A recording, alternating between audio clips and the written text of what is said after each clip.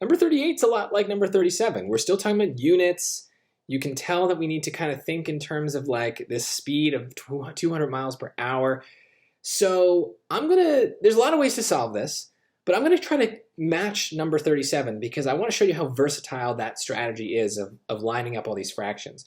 So the first thing I try to do is make some sort of rate out of the question. What are they really asking me for here? So they want the number of seconds. So, okay, x seconds.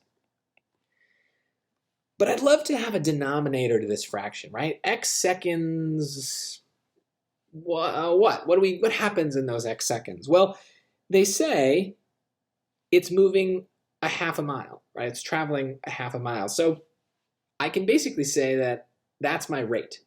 It's x seconds per half mile, okay? So 0.5 miles.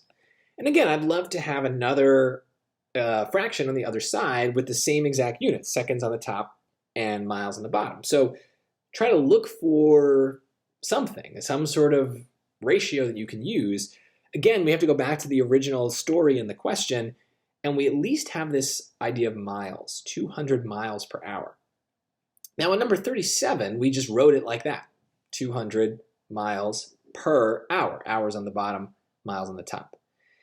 But notice, the way I've written this time, miles is on the bottom. So I want miles on the bottom.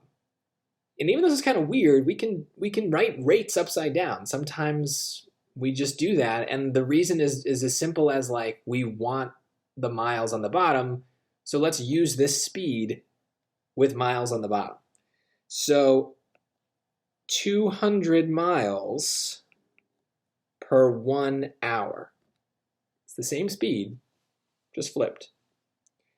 And already I have half of what I want, miles and miles, right? So I have the same unit on the bottom. That part is kind of taken care of. But I have a problem on the top. I want it to be seconds. Currently it's hours. So what do? Well, I do the same exact thing that I did on the previous question.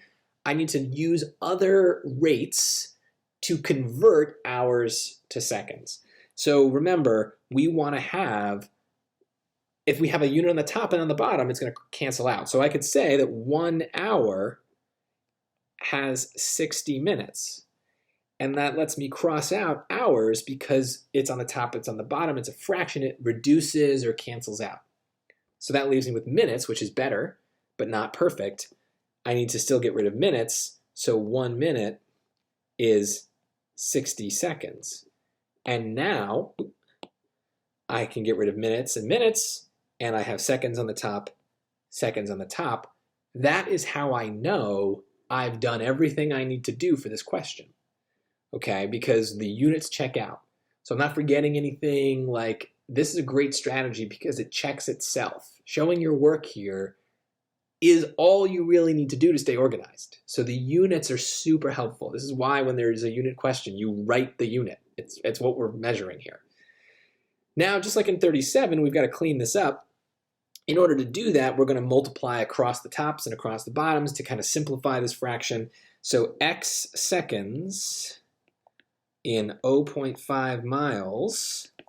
So we're going to do 60 times 60. We can use the calculator here. Why not? 3,600. 3,600 seconds. And 200 times 1 is just still 200 miles. And then we can reduce 3,600 divided by 200. And we get that x seconds per half mile is equal to 18 seconds per mile.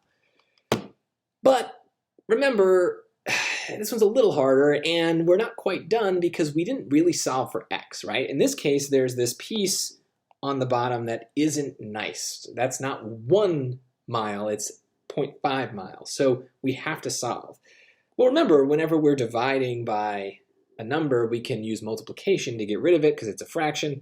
So here's a case where I would just multiply both sides by 0.5, and that's going to let me cross this out of the bottom, get x by itself, and then x on this other side is equal to 18 times 0.5, which is 9.